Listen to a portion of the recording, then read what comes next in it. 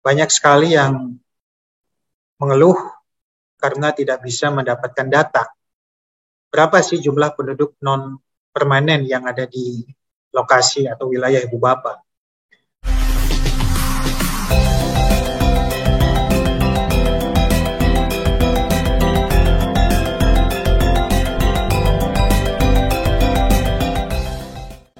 Malam-malam jaga bersama di gardu, minum kopi sambil menghisap cerutu. Nah, ini khasnya bapak-bapak nih.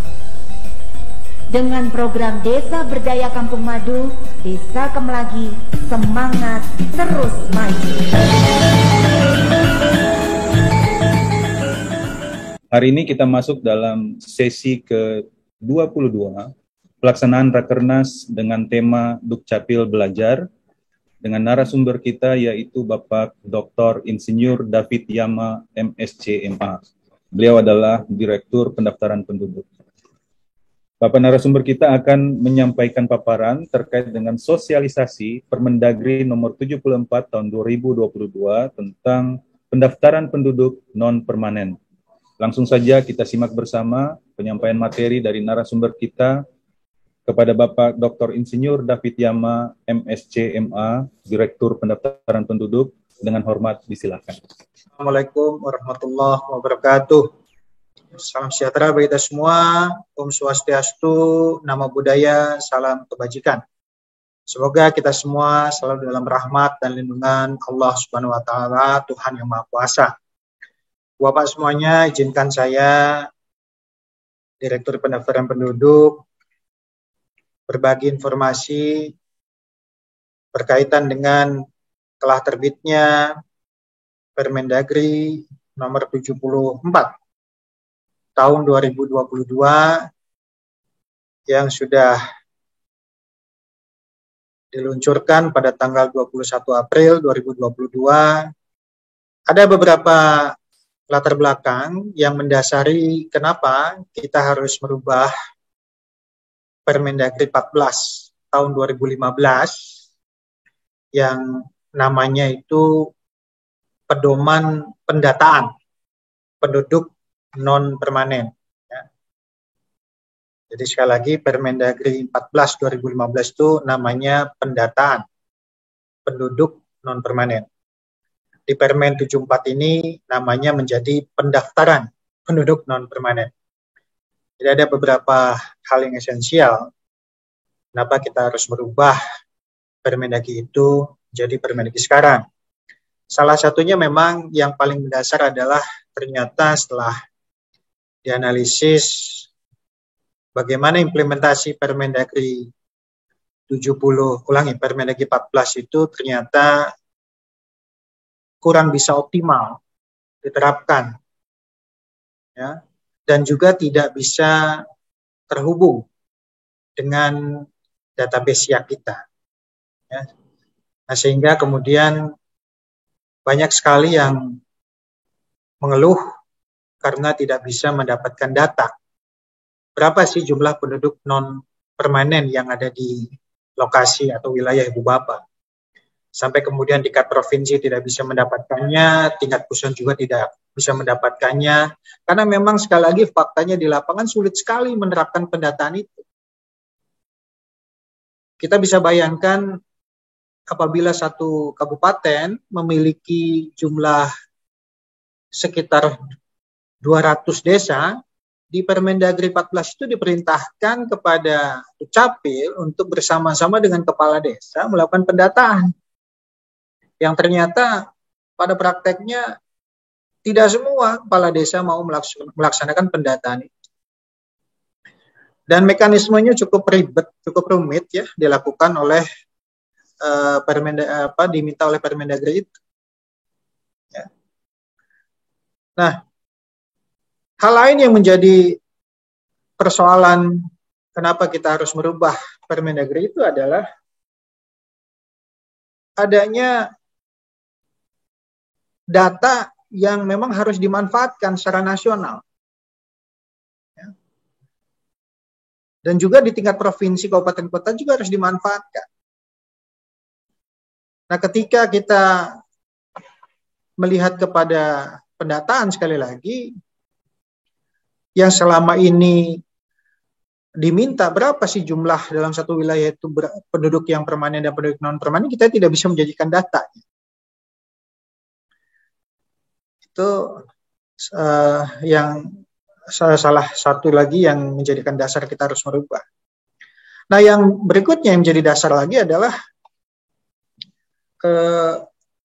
negara ini, sebagaimana Bapak Dirjen sering sampaikan, memiliki kepentingan untuk mengetahui setiap pergerakan individunya. Dan ini semata-mata demi untuk memastikan keamanan nasional dan jaminan sosial nasional. Ya.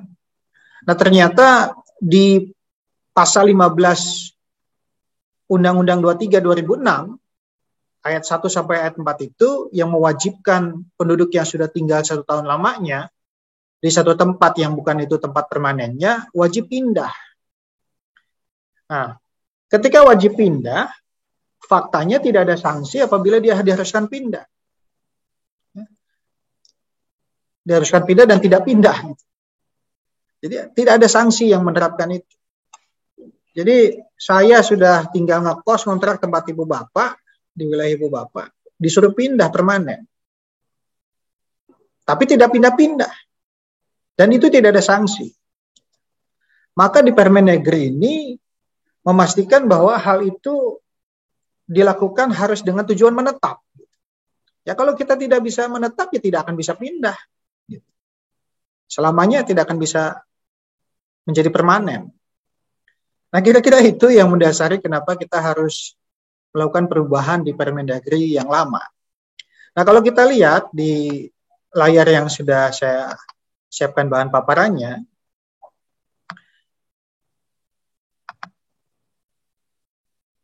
jadi di sini ada beberapa hal yang bisa dielaborasi mengenai tujuannya, definisi, serta batasan waktu.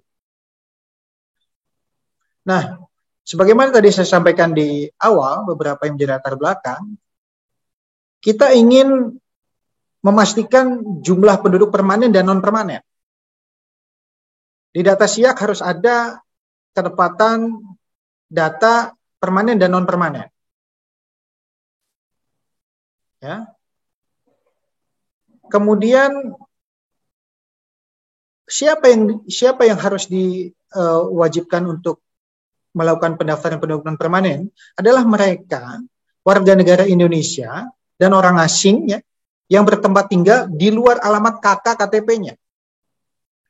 Dan sekali lagi itu paling lama 1 tahun ya, dan tidak untuk bertujuan menetap. Gitu. Jadi kalau tadi pasal 15 Undang-Undang 23 2006 mengatakan sudah tinggal setahun lamanya harus permanen, yang non permanen itu di bawah setahun atau sesuai keinginannya untuk pindah jadi permanen. Nah, ketika durasi waktunya 0 sampai setahun, lamanya dia menetap sebagai non permanen, dia harus daftar. Tetapi itu tidak bertujuan menetap. Jadi kondisinya adalah tidak bertujuan menetap. Kalau dia bertujuan menetap pasti harus pindah permanen. Itu mengikuti Permendagri 108 tahun 2019. Ya, dengan syarat-syarat yang sudah kita tetapkan di sana. Nah, di sini juga disampaikan bahwa melaksanakan pendaftaran itu ya di Dinas Dukcapil dan di UPT ya. Jadi dilaporkan, diisi, ditandatangani formulir. Nah, di Permendagri juga menjelaskan mitranya yang bisa Dukcapil raih untuk berkoordinasi kerjasama itu ditulis jelas siapa saja mitranya. Nah, mereka adalah institusi atau masyarakat ya yang memiliki peran penting dan tanggung jawab untuk ikut mendukung pendaftaran penduduk non permanen. Nanti kita akan lihat siapa mitra-mitranya. Nah, sekali lagi penduduk non permanen itu yang melampaui batasan waktu paling lama setahun dan tujuan menetap, gitu ya, itu wajib lapor kepada Dukcapil. Nah, ini standar kalau dia memang mau pindah, menetap, ada alamatnya jelas, tumpang kakaknya jelas, maka dia menjadi penduduk permanen. Nah, selama sekali lagi dia belum memiliki tujuan menetap, ya akan menjadi terus non permanen. Kurang lebih seperti itulah cara berpikir. Nah, Bapak semuanya, dalam Permendagri ini, cara pendaftarannya yang diutamakan, yang didorong adalah yang online atau yang daring. Ya. Jadi upayakan semua Dukcapil se-Indonesia ini wajib mendorong penduduk untuk mendaftar secara online. Tapi tetap, kalau ternyata tidak bisa dilakukan secara online, maka kita masuk ke dalam cara yang manual. Ya. Nah, nanti akan dijelaskan bagaimana sih cara pendaftaran secara online dan bagaimana pendaftaran secara manual. Nah, sekarang kita masuk secara online atau daring. Tahap pertama, pastinya harus ada aplikasi. Aplikasi yang bersifat publik, IP-nya IP publik, pastinya jaringan publik gitu, dan itu tersebar ke seluruh Indonesia, tersentralisasi, dan kemudian bisa diakses dengan mudah. Nah, aplikasi ini sedang berprogres, Bapak, sedang diselesaikan, difinalisasi tahap akhir. Ada beberapa hal yang perlu disempurnakan, seharusnya bisa disampaikan hari ini, ternyata sedikit molor. Mudah-mudahan minggu depan, antara hari Senin sampai hari Jumat, kalau tidak ada masalah, kita akan lakukan pelatihan. Ya, kita akan melakukan pelatihan untuk bagaimana mengoperasionalkannya aplikasi pendaftaran penduduk non-permanen.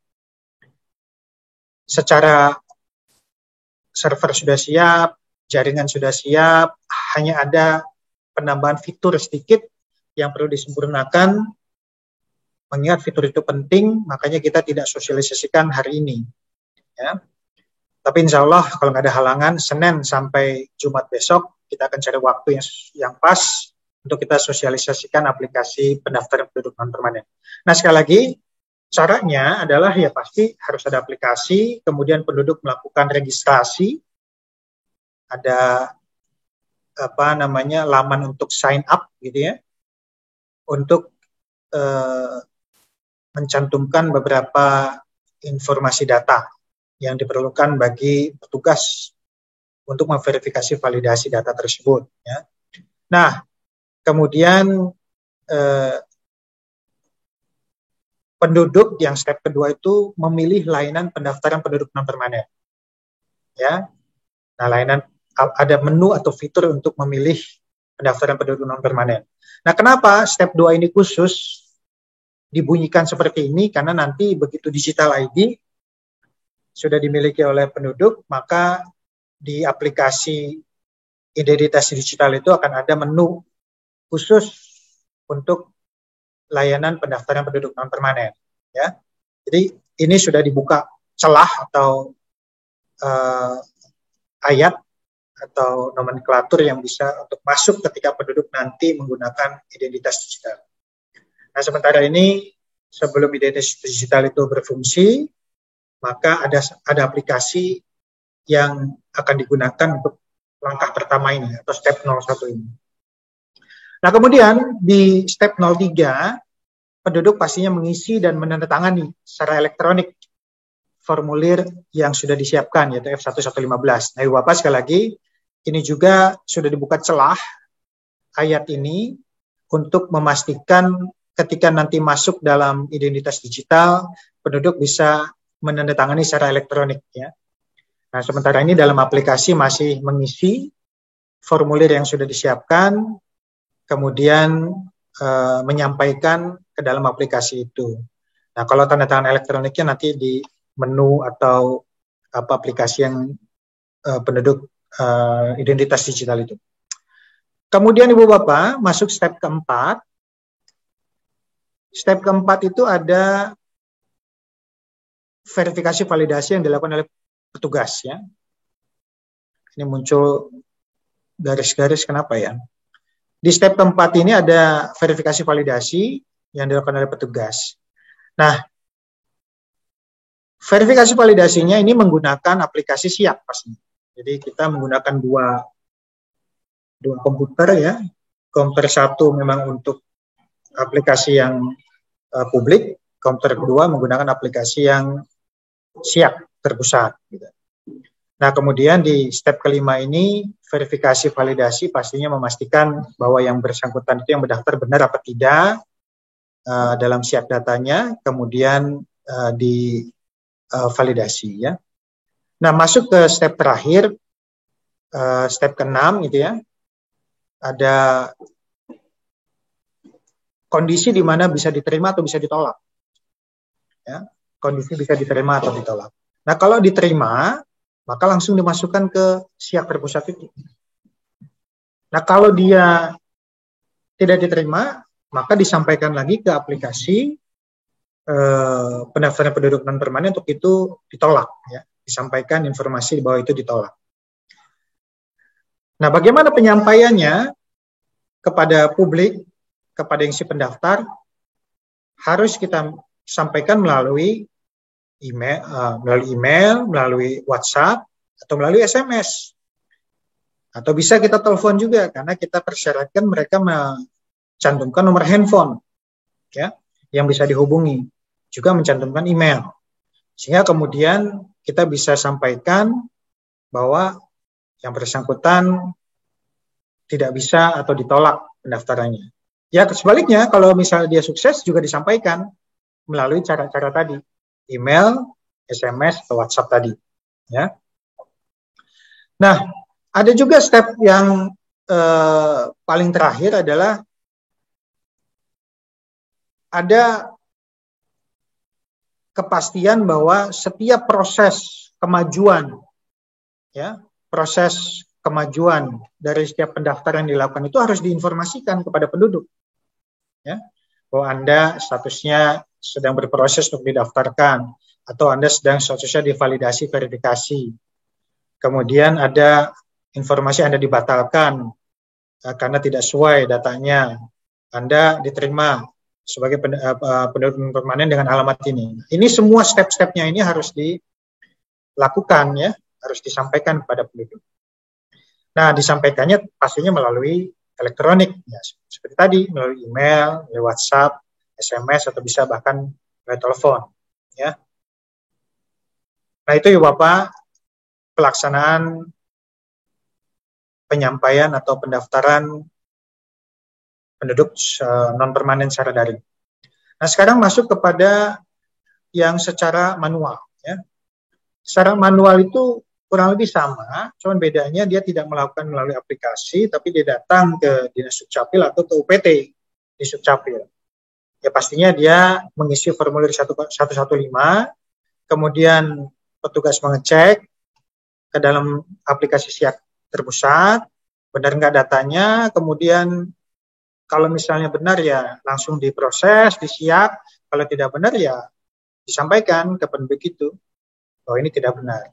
Nah, catatan pentingnya di sini adalah ketika dia sudah benar, tolong juga sampaikan informasinya kepada email, SMS, atau WhatsApp-nya dia. Bahwa Anda telah berhasil terdaftar sebagai penduduk non-permanen di lokasi saya. Kurang lebih gitulah. Nah, ini harus secara manual juga harus dilakukan informasi secara elektroniknya. Bahwa Anda sudah terdaftar sebagai non-permanen. Nah, Ibu Bapak semuanya, sekarang kita masuk bagaimana cara yang paling efektif untuk memastikan penduduk ini melakukan pendaftaran sebagai penduduk non-permanen. Jadi jangan sampai kita minta mereka daftar tapi tidak ada manfaatnya. Kurang lebih seperti itulah. Nah, cara untuk mengefektifkan supaya mereka mau melakukan pendaftaran non-permanen adalah Ibu Bapak, Kadis Dukcapil harus berkoordinasi, bekerja sama, dan mensosialisasikannya. Nah, kalau koordinasi seperti rutin yang dilakukan ya dengan mitra. Nah, mitranya itu ada rukun tetangga, rukun warga, terus kemudian pemilik pengelola kontrakan, sewa kos, apartemen, asrama. Kemudian ada yayasan yang bergerak di bidang sosial, LSM, organisasi non-profit, ormas, kemudian perusahaan lembaga penyalur kerja rumah tangga, dan perusahaan yang mempekerjakan orang asing dan atau pekerja domestik. Nah, koordinasi ini sifatnya bukan kerjasama, berbeda dengan kerjasama ya. Ini hanya rutin kita lakukan koordinasi ini. Bisa melalui rapat, ya. Bisa melalui undangan kita hadir ke dalam pertemuan RT RW gitu ya. Nah, ini macam-macam sifat koordinasi. Tetapi yang beda adalah kalau kita kerjasama. Nah, kalau kita kerjasama itu harus dipastikan terdapat dokumen yang ditandatangani bersama atau bikin PKS. Nah, dengan siapa melakukan PKS-nya ini? Yaitu dengan pengelola apartemen atau asrama berbadan hukum ya. Kemudian yayasan bergerak di bidang sosial, LSM, organisasi non-profit, ormas, perusahaan-perusahaan yang ada lembaga penyalur pekerja rumah tangga, kemudian perusahaan yang mempekerjakan orang asing atau pekerja domestik juga, dan juga institusi pendidikan. Nah, mereka ini banyak ini yang memiliki penduduk non-permanen itu. Jadi yang saya bayangkan itu, Bu Bapak Kadis bikin kerjasama PKS dengan rektor, gitu, memerintahkan kepada mahasiswa-mahasiswi, kepada dosen-dosennya misalnya, yang tinggalnya ngekos kontrak, untuk wajib melakukan pendaftaran ke dalam aplikasi atau melalui cara datang sebenarnya, misalnya seperti itu. Nah, ini cara yang wajib dilakukan oleh Ibu Bapak Kadis agar kita bisa memantau jumlah penduduk non-permanen yang ada di wilayahnya. Jadi sekali lagi cara ini berbeda dengan cara yang kemarin. Cara kemarin itu pendataan, ini cara kita proaktif kerjasama dengan pihak-pihak yang sudah disebutkan di sini. Nah, sosialisasinya standar ya, kita lakukan informasi melalui media elektronik, media cetak atau media lainnya, TikTok misalnya ya, bikin TikTok yang bisa kita sebarkan bahwa silahkan daftar ke aplikasi ini untuk dipastikan Ibu Bapak terdaftar sebagai non-permanen. Bapak semuanya, kemudian ini yang paling pentingnya sebenarnya dari Permendagri ini adanya trigger, adanya pemicu supaya mereka mau melakukan pendaftaran. Nah, singkatnya adalah data di SIAK itu dipastikan akan bisa ditransfer ke DWH, data warehouse, dan kemudian DWH itu akan bisa dimanfaatkan oleh lembaga pengguna. Nah, jadi ketika ada membuka NIK, maka akan terlihat ini sebagai permanen dan ini sebagai non-permanen. Nah, kira-kira seperti itu. Yang pasti pemerintah pusat, Pemda, lembaga pengguna, ya, penduduk itu sendiri akan mendapatkan manfaat adanya data penduduk non-permanen ini.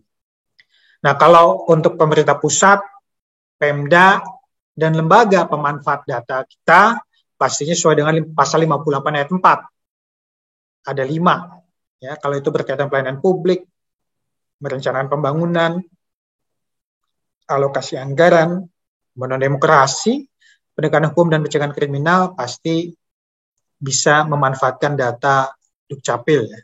Yaitu salah satunya adalah permanen dan non-permanen. Nah, bagi penduduk sendiri, kita pastikan data ini akan digunakan atau akan sebagai menjadi kemudahan dalam pelaksanaan pelayanan publik. Ya. Jadi, sekali lagi, mereka harus tahu pentingnya mereka mendaftar karena ini akan memudahkan mereka dalam pelayanan publik.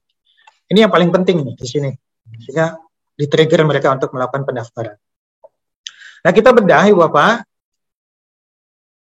dari sisi pelayanan publik ya, bagi Pempus, Pemda, sama lembaga pengguna, maka bidang kesehatan itu bisa dimanfaatkan untuk verifikasi dan pendataan bagi lembaga kesehatan. Jadi mereka melihat data penduduk non-permanen yang ada di lokasinya itu untuk direncanakan pelayanan kesehatan seperti apa. Kemudian di bidang pendidikan pastinya dalam hal verifikasi validasi juga. Tenaga kerja, ya, perbankan, sosial, ya kira-kira sama. Mereka itu akan bisa memverifikasi validasi informasi penduduk itu sebagai non-permanen. Nah, untuk perencanaan pembangunan, ini menjadi pertimbangan kepala daerah dalam menyusun rencana tata ruang wilayah provinsi, ya, kabupaten kota, dan rencana detail tata ruang itu seperti apa. Kemudian untuk alokasi anggaran dikecualikan bagi dana alokasi khusus dan dana alokasi umum, ya. Nah, ini bisa dijadikan pertimbangan untuk membuat perencanaan alokasi anggaran di wilayahnya masing-masing. Nah, untuk pemanfaatan dalam konteks demokrasi, maka bisa dilihat data untuk pilpres, untuk pilkada, legislatif, ya, untuk pemilihan kepala desa ini bisa dilihat mana yang permanen dan mana yang non-permanennya. Nah, untuk penegakan hukum, pencegahan kriminal, pastinya ini bermanfaat sekali untuk kita menghindari hal-hal yang tidak diinginkan, ya. Ini bagi aparat penegakan hukum. Nah, Bapak semuanya, masuk pada bagian pelaporan. Sebenarnya pelaporan ini sudah disiapkan dalam aplikasi, jadi nggak usah terlalu khawatir, ya. Dalam aplikasi nanti yang disiapkan oleh pusat dan juga oleh SIAK akan bisa dapat informasi yang mudah mana yang non-permanen di satu wilayah. Nah, ini sudah tersusun rapi dalam SIAK. Nanti provinsi juga bisa memantau dari monitoring dashboard-nya berapa jumlah penduduk non-permanen yang ada di wilayahnya. Kemudian masuk kepada Binwas. Nah, ini yang harus dilakukan juga kalau kami Binwas dalam skop nasional, provinsi pasti dalam skop provinsinya, wali kota ya di lingkup wilayah bupati wali kotanya. Bapak, ini formulirnya, ya, gampang saja mengisinya, NIK, nama, dan keterangan sebagai non-permanen. Di alamat non-permanennya, alamatnya di mana, RT RW-nya apa, kelurahan desanya apa, kecamatan, kabupaten kota, dan nama provinsinya apa. Nah, keperluan sebagai non-permanennya apakah di pekerjaan, pendidikan, atau lainnya. Tinggal checklist saja ini. Nggak usah kita bikin ribet, kita tidak minta informasi data apapun, syarat apapun, ya. Jadi cuma checklistnya saja. Nah, jangka waktu non-permanen sebagaimana tadi sudah saya jelaskan, ya, 0 sampai 1 tahun, ya, kurang 1 hari. Kalau dia sudah setahun, maka dia sebagai permanen dengan catatan tujuan menetap, ya. Tapi kalau tidak juga menetap atau permanen, ya dia akan terus sebagai non permanen, pindah sini pindah sana, didaftar saja. Ya, kemudian pembatalan kalau dia batal, misalnya dia sudah daftar ternyata dia batal supaya non permanen, tolong isi juga di sini alasannya apa. Tanda tangan atau sign up di aplikasi, petugas verifikasi validasi menandatangani, udah selesai. Nah, selanjutnya hanya format laporan saja dengan data data agregat, ya, data rekapitulasi saja ini. Tingkat kabupaten kota, tingkat provinsi, dan tingkat pusat seperti apa. Saya rasa itu, Mas Bastian, sebagai pengantar diskusi dari saya kembalikan, silakan kalau ada yang mau ditanyakan.